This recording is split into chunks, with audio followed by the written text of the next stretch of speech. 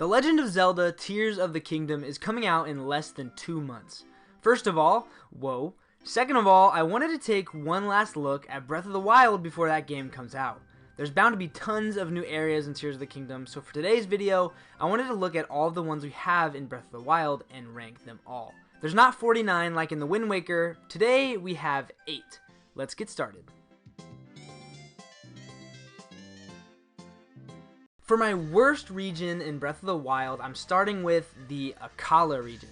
It's just kinda dingy. Not grandma's underwear drawer dingy, but just a little dingy. Things like Terrytown brighten it up. That was a super fun side quest. I also like the autumn trees and waterfalls you can find in the area. The reference to Tingle's Island is fun too. But besides that, this area just doesn't have some of the things that other areas in this game have.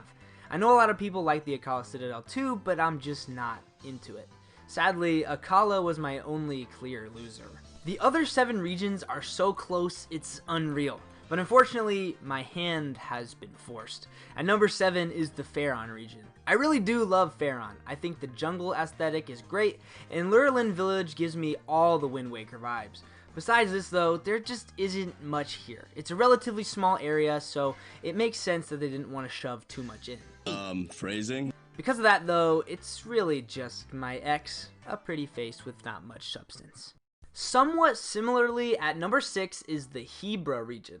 I really love the Rito village. Again, Wind Waker vibes. I think the design of the village is really neat, and I love the Rito people as a whole. However, I feel like this is all the Hebra region really has. Snowy mountains are awesome in real life. In fact, I just came back from Colorado, but in this game, they just feel way empty. The snow and rock just create kind of a lifeless, empty area. I mean, it's accurate. Of course it's a desolate area, but that doesn't make it very fun for me to explore. Next up is the Neclida region. This is probably one of the first regions you go to in this game. And it's decent. It's got the dueling peaks, which are iconic at this point, as well as 2 villages, Kakariko Village and Hateno Village. I love villages, I love people, I love life. Villages make this game feel lived in, and they're usually my favorite places to visit in any open world game at all. Of course, Kakariko is one of the most iconic villages in Zelda history, and Hateno is a cute place where you get to have your own house, and I love that. It doesn't just have these villages though. It has Eventide Island, up there as one of the best side quests in this game. It's all fun, nothing bad here. The only reason it's so low is because it's just good. Nothing necessarily stands out. It's just all around good.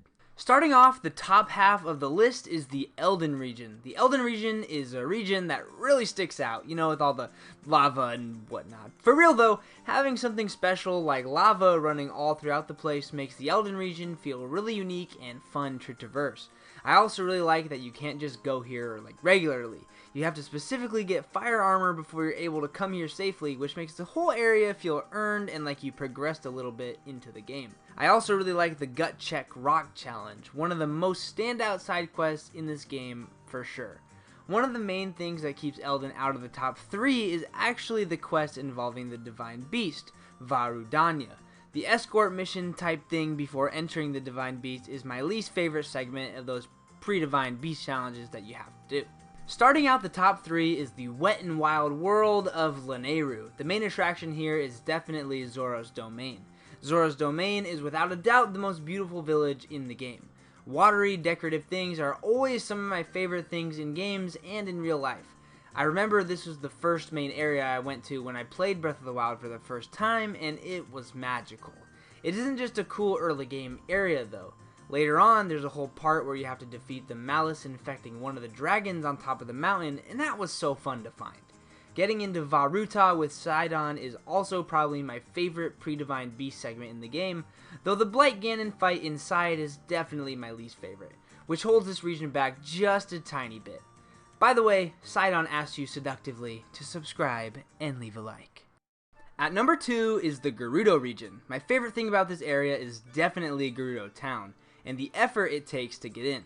I really like that you have to dress up like a girl to sneak in, kind of like the fire armor for the Eldin Volcano. It feels like you've really progressed once you've got here and successfully make it inside the town. The pre-Divine Beast segment is right up there with the last one, being super fun to ride around with the Sand Seal. Of course, another huge reason this area is great is the atmosphere. It's unique with its desert aesthetic, and it does it well. It feels vast and dangerous, but also fun to traverse, again because of the sand seals. Finally, the Gerudo region is also home to the Yiga clan hideout, one of the most unique areas of the game. I don't even really necessarily love this part of the game, but it does give you a pretty nice change of pace that I appreciate. This area doesn't really have anything bad that I can think of, but the number 1 just has too much in it for it not to be number 1. Speaking of, number 1 is Central Hyrule. Like I said, this region just has too much going on for it not to be the best. It doesn't have a unique aesthetic like Lava Flow or Sandy Desert, but it is home to the famous Hyrule Castle, which is the craziest dungeon area of the whole game. It also has the iconic Deku Tree and Korok Forest, which is home to the Master Sword. Central Hyrule is home to the beginning of the game, the Great Plateau, which is probably one of the best tutorial areas of any game ever, and the end of the game, including the fight with Calamity Ganon. Not to mention a ton of other stuff, for example, Satori Mountain, which has the most random and cool horse thing on it for some reason. Even without side stuff though, Central Hyrule is stacked. It basically carries all of the core Zelda-y stuff in it. And my favorite thing about Zelda is Zelda, so how could it not be my favorite? What would your ranking be? Let me know in a comment below, and until next time, mwah, bye bye.